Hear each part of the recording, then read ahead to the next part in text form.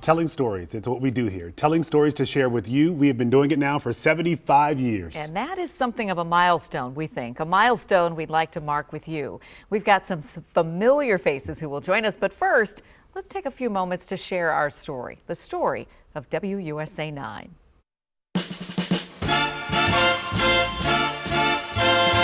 It begins back on January 16, 1949. On that winter day in D.C., station WOIC flipped the switch to begin full-time operation. Yes, WOIC, our call letters back then.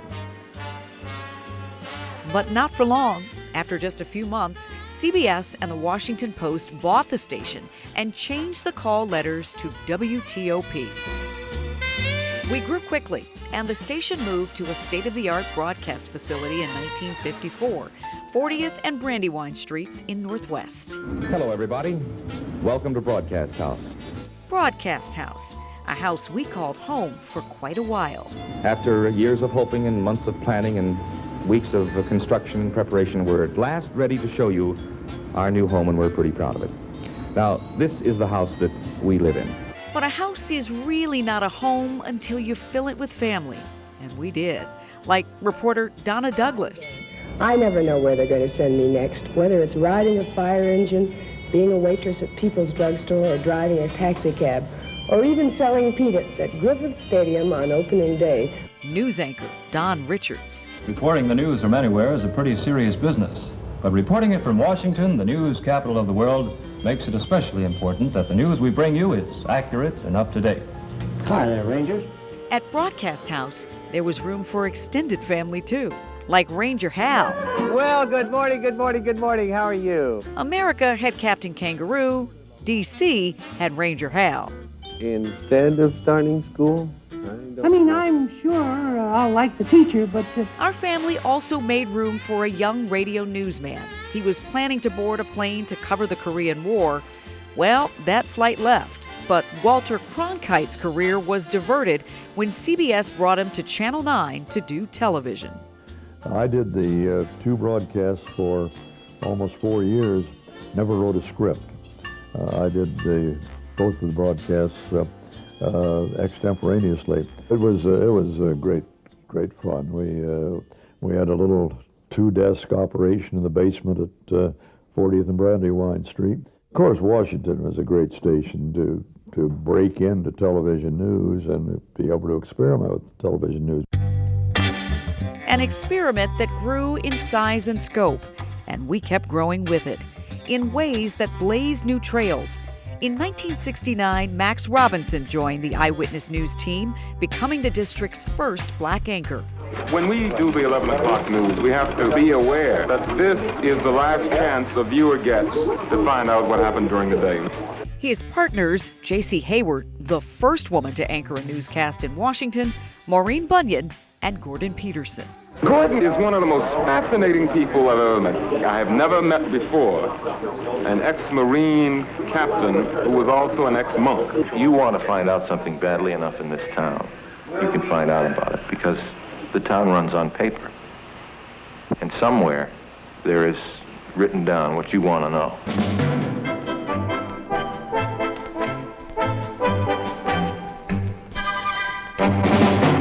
What you want to know, what you need to know, it's been our focus from the start. Does the news you watch answer the questions you'd ask? If you're watching our news, we think you'll say yes. Asking those questions over the years, reporters like Mike Buchanan covering the streets of D.C. I came to work at WTOP in 1970. The boss gave me a station ID card and a tear gas mask. The anti-war demonstrations, almost daily protests in downtown Washington. It was an angry, ugly time. And there was J.C. Hayward reporting from half a world away. It's been 2 weeks since food was handed out. It is the only organization that has consistently fought for democracy. And Maureen Bunyan. Prime Minister Ohira says he would like Americans to pay more attention to Japan. In the late 1970s, an ownership change led to new call letters, WDVM, representing the District, Virginia, and Maryland.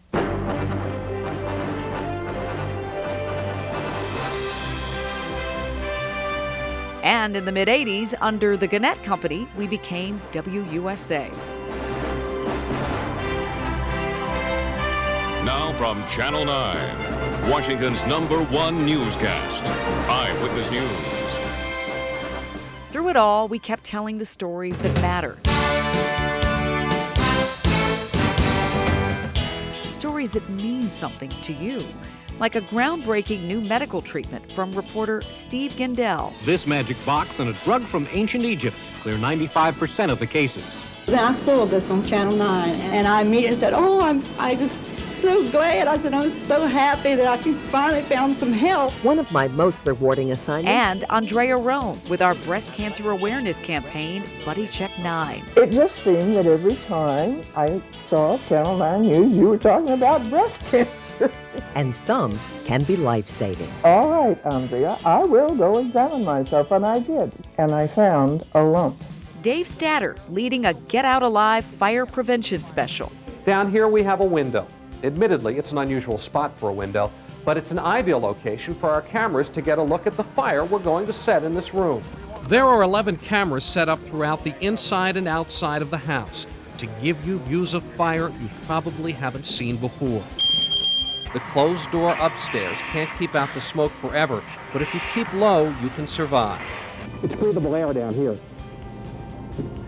Any higher, it'll be very difficult to breathe. Over the years, we've helped you navigate the roads and certainly the weather. Quick as a flash, the weather comes alive on Eyewitness News. With forecasters Gordon Barnes. Gordon Barnes says something, I believe him. Would I lie about the weather? Doug Hill, Topper Shutt, and the entire weather team.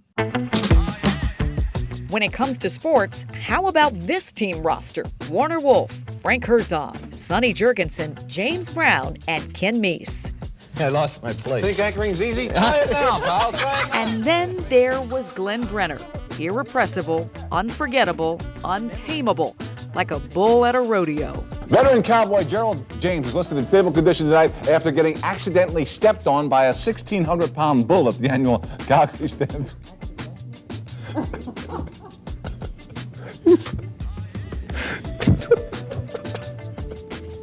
It's not funny. It's not funny. It's one of those shows anyway. Asking for football picks from a nun. The New Orleans Saints at New England. Now you say that just because they're Saints. Sometimes I don't go along with the Saints. They fool you. Excuse me, officer. How you doing, sir? Fine, how you doing? I mean, what's the charge?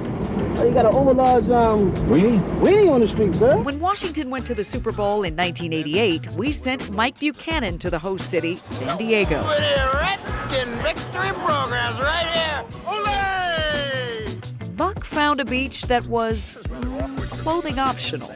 Do you feel nervous? Yeah, I do. Yeah, I do. Take off your clothes, you'll feel better.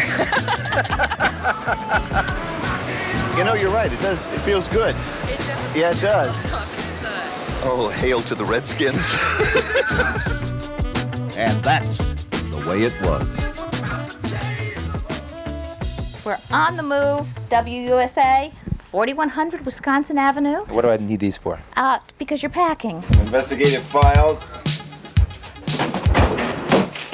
In 1992, our Channel 9 family packed up again for another big move. I'm not going to miss anything about this building. It is ugly, it's dirty. Exciting. It's something new, something to look forward to. Of course, we're going into state-of-the-art over there. You're going to miss it? This building? Do you miss car accidents? No. We headed just down the street to a brand new broadcast house on Wisconsin Avenue Northwest. WUSA TV officially opened its new home today. WUSA's president and general manager, Hank Yagi, hosted today's ribbon-cutting ceremony. This new facility is without doubt among the premier broadcast facilities ever built.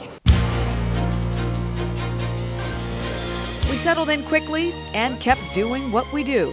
Our open records investigation identified case after case, cruisers without flashing lights, where the police department gets officers who ran red lights off the hook. We have a level of fear that we're not used to. It's kind of unsafe right now. I never thought anything like this would happen around our neighborhood. We're scared of coming to work. Were you scared? Yes. You go out in the morning, you don't never know if you're going to make it back. Eric Toth is serving a 25-year sentence at this federal prison. We spoke with him about his web of deception and how he stayed one step ahead of law enforcement for so long. I've just been thinking about my daughter, where she could possibly be at. Where do you think Alicia is right now? I honestly can't answer that. In just the past 3 weeks, authorities say more than 50 persons have been arrested and over 100 guns have been taken off of the streets since Operation Ceasefire was launched. Remembering the moments that change our lives. Now 92 years old, Miss Hale shares her vivid memories of the 1963 March on Washington. To think of all the people that came here from so many places. And then I remember Martin Luther King up there on that podium, and when he started giving his speech. My poor little children will one day live in a nation where they will not be judged by the color of their skin, but by the content of their character. I have a dream today. And bringing you the big stories as they break. Art Castellano saw the plane and then the flames from over a mile away.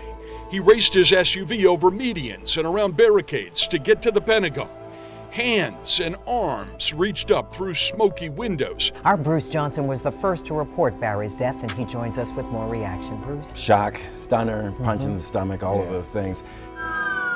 This was the deadliest assault against journalists in the history of the United States of America. There's no mistaking what the survivors think the motive of the attack that happened here in this building at the Annapolis Capitol.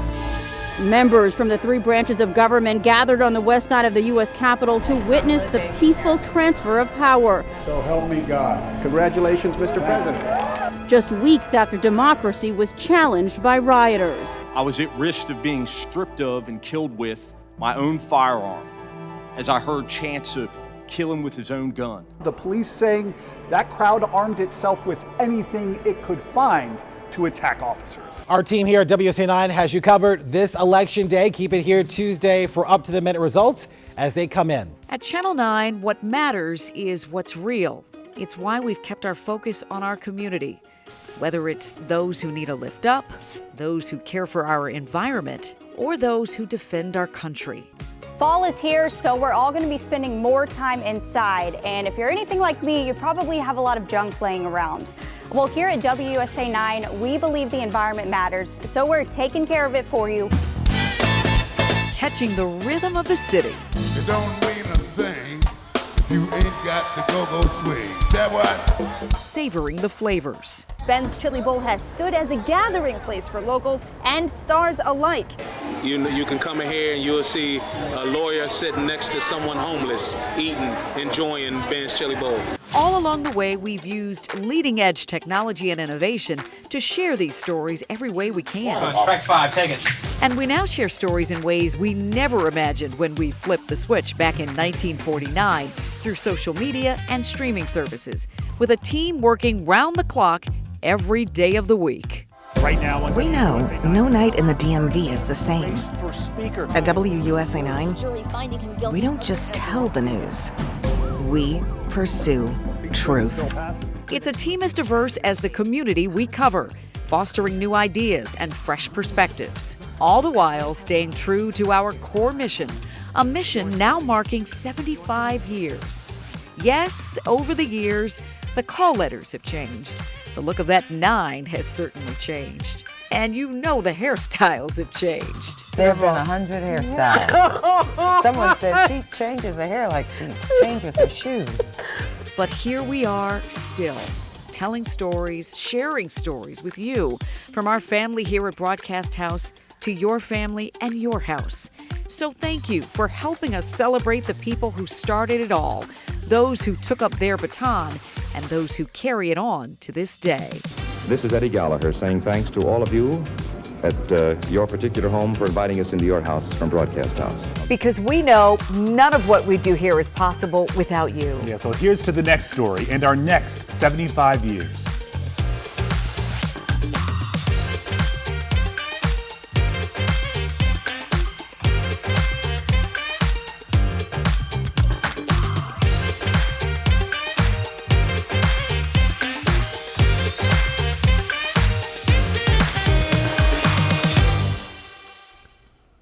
Wow, Yeah. so many great memories. Joining us back on the anchor desk, our former WUSA 9 anchors Maureen Bunyan, legendary, and Derek McGinty.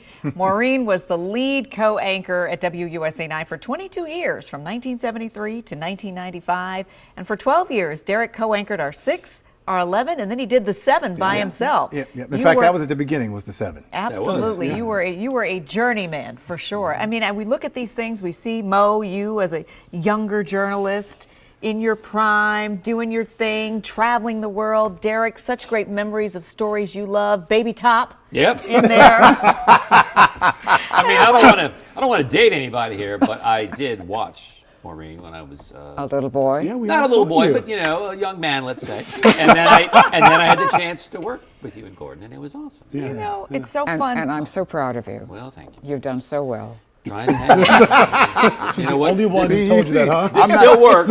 I'm not breaking in on this because Maureen will just come right down on you. Oh, I know. That was nice. But talk about some of your favorite memories here. This place has, WUSA 9 stays with people. People may leave, but WUSA 9 stays with you wherever you go. One of the things that I remember, Top, and you'll appreciate this, was when they drafted RG3.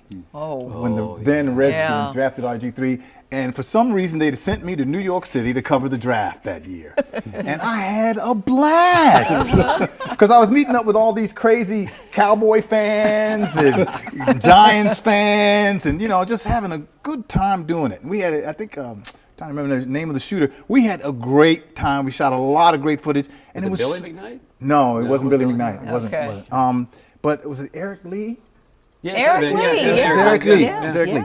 And we just had a grand time, and I ended up interviewing RG3 that night, like at 11 o'clock, live on the air. It was a great thing, and of course, we all know how it turned out. But at that time, it was big. We really thought no way to know. There I am, right there. Yeah.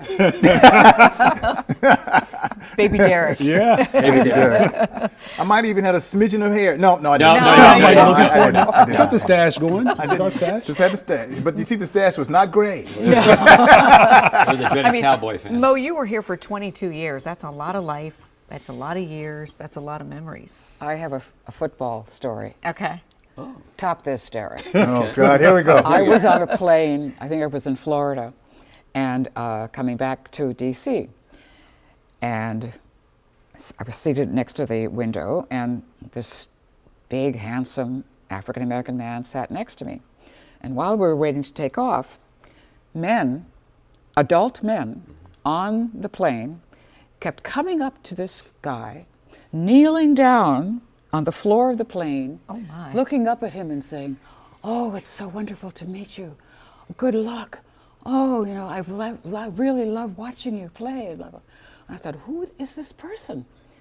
And so I asked him, and it was Doug Williams. Doug Williams? Doug Williams? Yes. The former quarterback? He was on his way to start his job with the Redskins. Oh. Wow. And So this is pre-Super Bowl. Yeah, she definitely got me beat. I think she let me go first, just so that she could come back in and destroy me on the way. What was your story again? But those are some of the stories that we've all had, all experienced, meeting people that we didn't ever expect to meet, and meeting great people. Really, really great people. And I think that for me, especially when I was at the station in the 70s and 80s, there was so much happening in Washington, so much going on. And we had our share of violent stories. We had our share of, remember the plane crash? Yeah. And the 14th Street Bridge? The Florida crash. And a lot of other ones too. But there was also the period when there were lots of protests and activities around the embassies, the Iranian embassy certainly because during the, after the Shah was overturned. And so I got to meet so many people, maybe even just for 5 minutes, but what a great and stimulating thing it was. And it caused me to go and look up, these issues and learn more about them. And I was always just thrilled to do that. Yeah. Wow. And what was it like for both of you? I mean, coming back to this space today, you spent so much time here, so many hours, and this is really where you connected with Washingtonians. And so I'm curious to know what it felt like just coming back into this building again. Well, I'm of two minds, because of course there's an aspect of sort of coming home to it, and you're just I used to pull in this parking lot every day, again. And so that was very cool. But the other thing, man, this place has changed. Yeah. Right? It's been 8 years since I left here, and you guys have really done a marvelous job. I don't think you did it personally. But no, and we did not do it alone, that's for sure. But, There's a whole team really, here. the place is, it's at a whole different level. It is. I mean, it's. I talked to somebody. It is like a growing, plant. It's going to change and evolve, and I think we are evolving well because it's changing business. Yeah. It is. What do you think, Mo, when you come back? When I was thinking about coming here, the first thing that crossed my mind was Glenn Brenner, because we moved into this building the afternoon after Glenn Brenner's funeral. And it was a cold, cold day, I remember. And some of us walked over here. We went to his funeral, which was at the Presbyterian Church on Nebraska Avenue, went back to our offices, picked up our stuff, and came into this building. So I associate this building with a very poignant moment, and how sad it was that Glenn was gone, and how difficult it was for us also to leave the old building at 40th and Brandywine and come here. It was a strange day, a strange juxtaposition of emotions and feelings.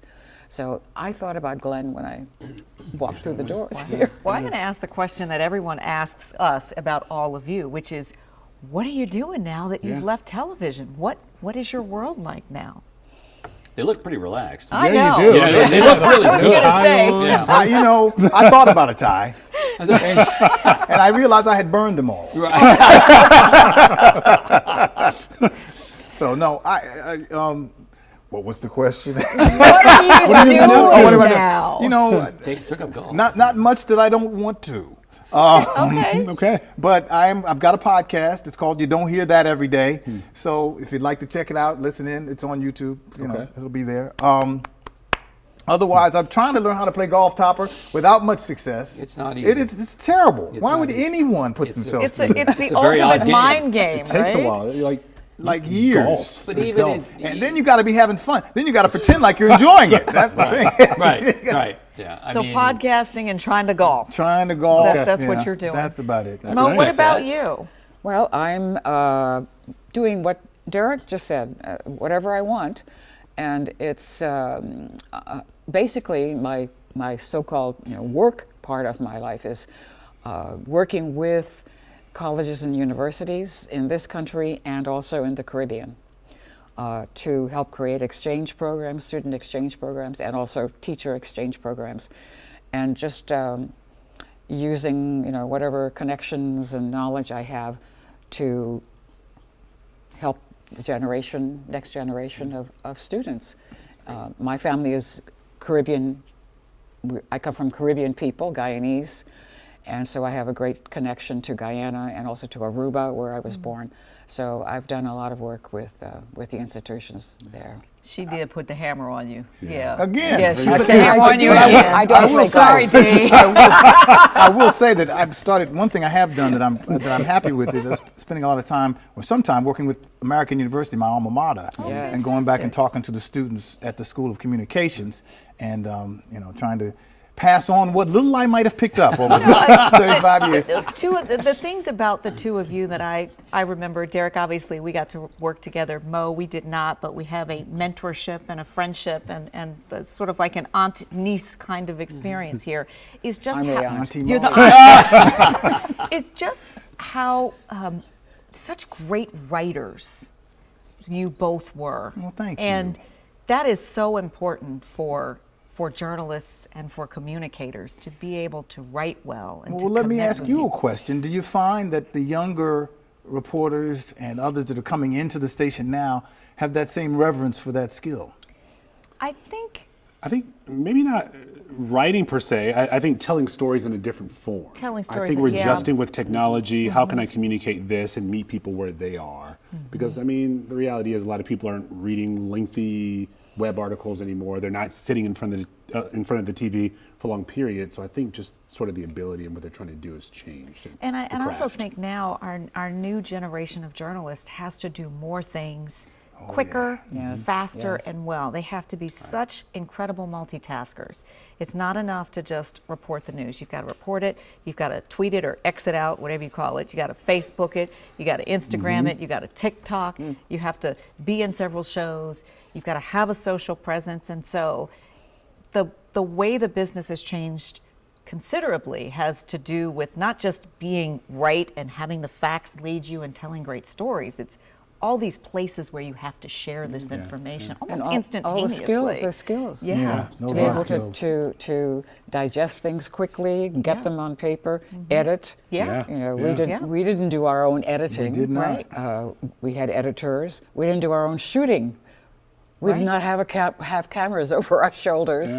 We had camera people. And now reporters do everything themselves. They set up the stories. They produce the stories. It's a very tough environment to be in and to do it well. So for our colleagues that do it day in and day out, not just here, but around the country, who are committed to being first informers and doing their job with integrity, it's a lot. And we're grateful.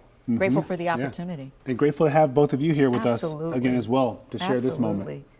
Well, thank you all for joining us for this incredible conversation with Maureen Bunyan and Derek McGinty. We're going to have much more tonight at 11. Thank you for being here with us. We will not be here. You can stay. You can stay. Like old times.